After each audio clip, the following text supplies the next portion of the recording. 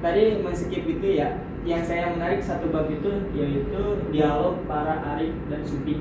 Yang mana ini dialognya itu tentang segala hal, ada tentang Tuhan, ada tentang ria, syukur dan lain-lain. Oke, di sini saya membaca beberapa ya. Yang pertama itu tentang Allah. Sayyidina Ali bin Abi Thalib ditanya, apakah engkau telah melihat Tuhanmu? Oleh seorang ditanya seperti itu. Lalu Sayyidina Ali menjawab, bagaimana aku menyembah apa yang tidak kulihat? Lalu ditanya lagi, bagaimana engkau melihatnya? Lalu dijawab oleh Sayyidina Ali, dia tidak dilihat dengan pandangan mata secara kasar, tapi dilihat oleh pandangan hati melalui hakikat iman. Jadi Allah itu tidak dilihat oleh secara kasat mata, tapi hanya dilihat oleh pandangan iman. Dia dekat dari segala sesuatu, tetapi tidak tersentuh, jauh darinya, tapi tidak terpisah. Berbicara tanpa berpikir, berkehendak tanpa bertekad, pencipta tanpa alat, maha halus tapi tidak dilukiskan dengan ketersembunyian, maha besar tapi disifati dengan keterhimpunan, maha melihat tapi tidak dengan indera, maha kasih tetapi bukan kelembutan hati, tunduk semua wajah karena keagungannya, dan tersentak hati karena takut kepadanya. Itulah Allah menurut Sayyidina Ali bin Abi Thalib. Lalu ada salah seorang arif, orang yang marifat, itu ditanya oleh seseorang tentang wujud Tuhan. Ditanya seperti ini, uraikanlah kepada kami bukti wujud Tuhan, tanya seseorang itu. Lalu sang arif itu menjawab, Allah. Lalu ditanya lagi, bagaimana dengan membuktikannya melalui akal? Lalu arif itu menjawab, akal memiliki kelemahan.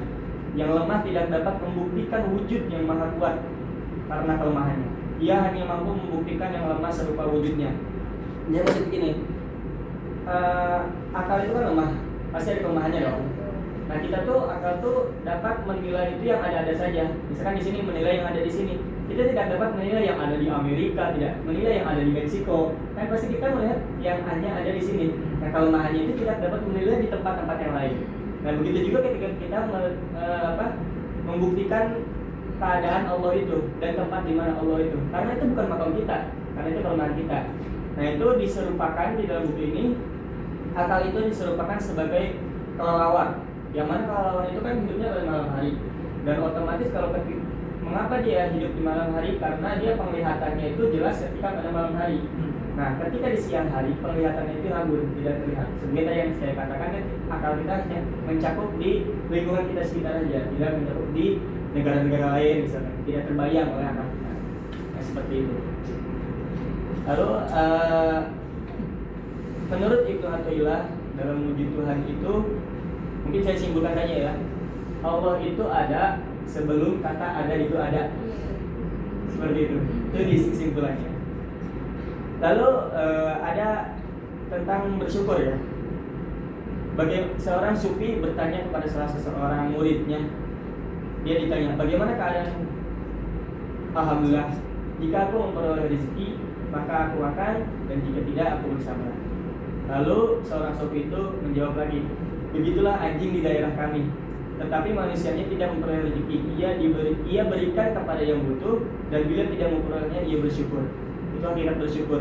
Jadi ketika sang sufi itu mendapatkan rezeki, dia membagikannya kepada orang lain juga. Tapi tentunya dong dalam ketika kebutuhannya sudah terpenuhi, lalu ia memberikan kepada orang lain. Tapi jika tidak mendapatkan rezeki, maka ia itu bersyukur dengan apa yang ada. Terus tadi mana yang seru tadi ya? Tadi ada yang seru. Itu bagus itu tadi. Nih tentang menilai segelas air. Tahu Harun ar-Rasyid kan? Salah satu khalifah dinasti Abbasiyah, yang mana pada masanya itu Islam sedang berada di masa kejayaan yang emas. Suatu ketika Harun ar-Rasyid duduk gelisah, ya lagi bosen lah, kalau kata kita lagi bete gitu, lagi galau. Lalu ia mengundang salah satu ulama terkemuka pada masanya, yaitu namanya itu Abu As-Samak. Lalu kata Harun ar-Rasyid, nasihatilah aku. Nah selanjutnya ketika ia itu berkata kepada Abu As-Samak, lalu Abu As-Samak itu memerintahkan kepada pembantunya untuk membuat segelas air. Nah pas di segelas air, ketika Khalifah Harun ar-Rasyid itu ingin meneguk, kata Abu Hasan itu, ulama itu, yang tunggu sebentar, saya akan ingin memberikan beberapa pertanyaan kepadamu. Lalu dia menanyakan seperti ini, seandainya engkau dalam keadaan sangat haus, sedang segelas air ini engkau tidak peroleh, berapakah harga yang engkau siap bayar agar memperolehnya? Jawab pertanyaan saya dengan jujur. Itu menurut ulama tersebut. Lalu Khalifah Harun ar-Rasyid menjawab, setengah dari kekayaan itu. Lalu diminum air tersebut.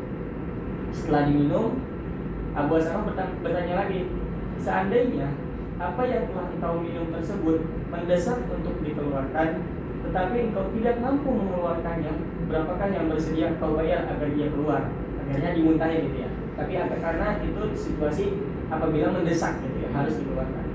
Lalu Harun ar-Rasyid juga menjawab, setengah dari kekayaan itu. Berarti otomatis habis dong kekayaannya. Tadi dijawab ketika mendesak setengah, ketika harus dikeluarkan setengah, berarti habis full.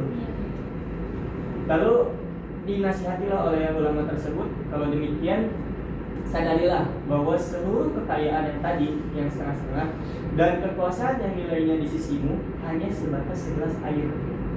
Di kekayaan itu, padahal Khalifah Harun ar-Rasyid kekayaan banyak loh, tapi disamakan dengan segelas air. Apalagi kita yang cuma standar WNI. Ya itu kekayaan Khalifah Harun itu kalau misalnya kita digolik-golik gitu ya, kekayaannya pasti banyak kan itu ya. Itu kan hanya segelas air gitu. Itu bahwa kekuasaannya itu nilainya di sisimu hanya sebatas segelas air, tidak wajar diperebutkan. Tuh, tidak wajar diperebutkan. Kita aja kadang diperebutkan makanan sedikit juga. Apalagi kalau di sini kalau makan tinggal satu ada yang mau nyomot. Dan dipertahan dan tidak wajar dipertahankan tanpa hak, gitu ya. Karena semua nikmat itu hanyalah milik Allah. Kalau tadi juga ada di bab lain juga ditanyakan tentang nikmat itu ya, harta itu.